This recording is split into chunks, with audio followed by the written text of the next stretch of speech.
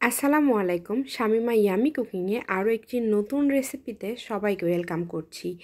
আজকে সবার সাথে শেয়ার করব একদম সহজেই কিভাবে চিকেন রান্না করা যায় আলু দিয়ে। তো অবশ্যই এই আলু চিকেনটা শেষ পর্যন্ত দেখবেন। অনেকেই কিন্তু অনেকভাবে রান্না করে এবং আমার কাছে মনে হয় এটা সবথেকে সহজ পদ্ধতি। আলুটা এত বেশি মজা লাগে এইভাবে রান্না করলে, এটা আপনারা যদি না করেন বুঝতে পারবেন না। তাই অবশ্যই শেষ পর্যন্ত রেসিপিটি দেখবেন এবং চ্যানেলটি সাবস্ক্রাইব করে নেবেন। তো এখানে আমি প্রথমে তেলানির জন্য এখানে আমি 2টা পেঁয়াজ নিয়েছি, 3 টুকরা দারচিনি, 2টা তেজপাতা, 3টা সাদা এলাচ দিয়ে আমি কিন্তু এটা ভেজে নিব।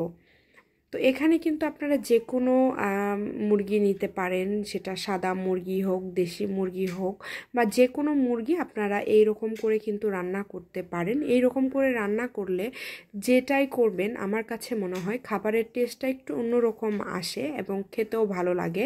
তো এখানে আমি সব মশলাগুলো দিয়ে দিব। এখানে আমি দিয়েছি পরিমাণ মতো আদা রসুন বাটা, পরিমাণ মতো পেঁয়াজ বাটা, হলুদ বাটা, লবণ, তারপরে দিয়েছি মরিচের গুঁড়া এবং সাথে দিয়েছি সামান্য পরিমাণের গরম মশলা বাটা বা গুঁড়া, আমরা যেটাই বলি। তো সব কিছু মশলা দিয়ে আমি কিন্তু ভালোভাবে কষিয়ে নেব। এখানে আমি আলাদা কোনো মশলা ব্যবহার করব না, বাজার থেকে কেনা।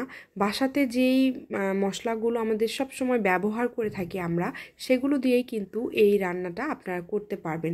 মশলা দেওয়ার পরে আমি এটা ভালোভাবে কষিয়ে নিব এবং আবারও কিন্তু আমি একটু পানি দিয়ে মশলাটা কষিয়ে নিয়েছি।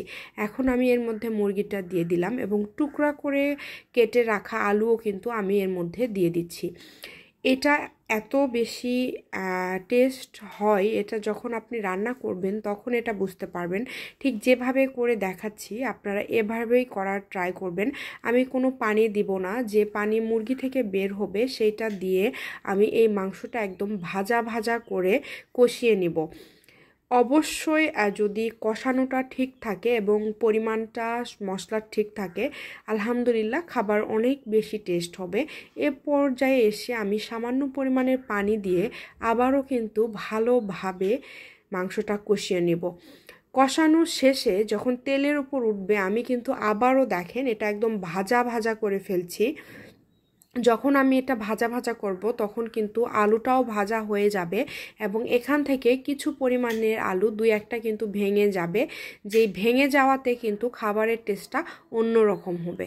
পরপর 3 থেকে 4 বার এইভাবে অল্প অল্প পানি দিয়ে একদম ভাজে ভাজে কষিয়ে এই রান্নাটা করে নিতে হবে। এই রান্নার টেস্টটা কিন্তু ভাজার উপরেই আসবে। আপনি যত সুন্দর করে মাংসটা ভেজে ভেজে রান্না করবেন ততই কিন্তু এটা টেস্ট লাগবে। আলু দেখেন 2-1টা কিন্তু ভেঙেও গিয়েছে এবং খাবারের কালারটা দেখেন, রান্নার কালারটা কিন্তু মাশাআল্লাহ অনেক সুন্দর। এবং অবশ্যই লবণ থেকে শুরু করে ঝাল সব কিছু পরিমাণ মতো দেওয়ার চেষ্টা করবেন।